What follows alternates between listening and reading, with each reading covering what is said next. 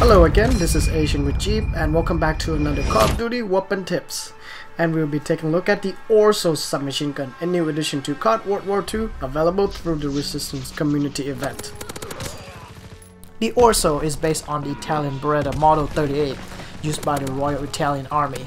Introduced in 1938 and was in service during World War II. Made and developed by the Beretta, it was a well-made weapon and highly praised for being extremely robust, accurate, and powerful than the British Sten by Axis and Allied forces. It fires a unique Italian-made 9x19mm parabellum, the Cartuccia 9mm M38 cartridge, with an effective range up to 200 meters. In-game, the Orso has high fire rate with high recoil. Damage is low like most of the fast-firing SMGs like the Thompson and the WWII. It will kill within 4 shots at close range and 6 at long distance. Range is short like any SMGs, but its 4-shot kill range is much better than the Thompson.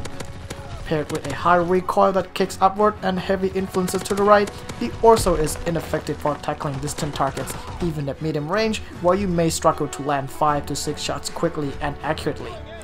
Burst fire is not bearable, as the heavy recoil quickly dictates away from your target after a few shots.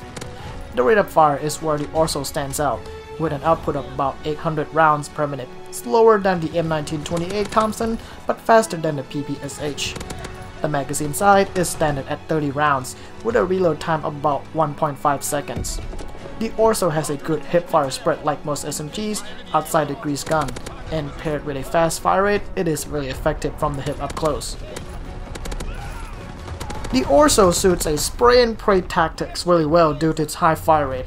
It is also a good SMG to use with a suppressor, so the class loadout recommendation will focus on stealth. The Airborne Division is best pairing with the Orso, granting you a quick detachable suppressor, faster sprinting speed, climbing obstacle faster, and longer sprint time. Because our focus is stealth, be sure to equip the suppressor right at the start. The suppressor will harm the Orso's range, but will prevent you from appearing on the radar when firing. If you get close, this range loss isn't a problem, and the fast fire rate will make up for it. For attachments, steady aim will improve your accuracy while firing from the hip, for a more reliable and consistent performance. You should only aim down the sights at the range where hip fire is ineffective. You can also fire from the hip first upon engaging, then adjust your aim afterward by aiming. Second attachment is the extended magazine. Increase the magazine size from 30 to 45, allowing you to spray your Orso without the need to reload often, given a quick ammo consumption. This attachment will also increase your starting ammunition supply, useful for a long streak. For the secondary, a pistol will serve you well as a backup or when the Orso is empty, but be careful, you will break your stealth temporarily as the pistol cannot be suppressed. The 9mm SAP Walther P38 is a good choice. With fast fire cap and fairly good accuracy and damage, it is more nimble at close range than the P08. For the equipment, the British stun grenade is useful to slow down your opponents, giving you a better chance to win a gunfight.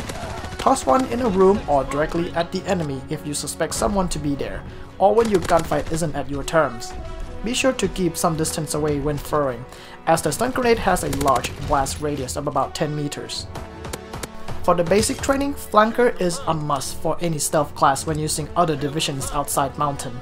This will prevent you from appearing on the radar while moving if the enemy has the recon plane. This will foul the enemy's expectations, giving you a peace of mind when flanking. This basic training will also delay the S-mine detonation, useful when you need to quietly eliminate a sniper in a room who relies on the S-mine as a defensive tool to get an easy kill. The tip with the Orso is to simply fire from the hip, as this is faster than attempting to aim and fire with heavy recoil. It is easier to track your shots against a fast-moving target, as when aiming, your movement is slower. The Airborne's speed enhancements means that you can get to places faster, but only sprint when necessary, or you'll be caught in mid-sprint. With the Stout loadout, you should seek to flank from the side or behind, by taking a route less traveled to avoid an intention and a head-on gunfight, as you are likely to lose with Orso's limited range and high recoil. If you are playing in the objective game modes, consider attach or reattach the suppressor whenever the situation permits. For example, if you are defending the hardpoint, it is best to go loud to preserve the Orso's range, as you'll be fighting head-on. Go quiet when you are on the move to the next location or next objective, or when you're flanking from the side or behind. Overall, the Orso is a fine submachine gun that serves as an alternative choice to the M1928 Thompson, with lower fire rate as a trade-off for more controllability. It is really effective up close, and firing from the hip is reliable due to its high output. Unfortunately, the Orso quickly suffers at medium to long range with low damage and range, along with its high recoil that it is hard to counteract. If you get close from the side or behind the enemy, the Orso is deadly in the right hands, and paired with a suppressor, and you have a recipe for a silent annihilation that will catch the enemies off guard.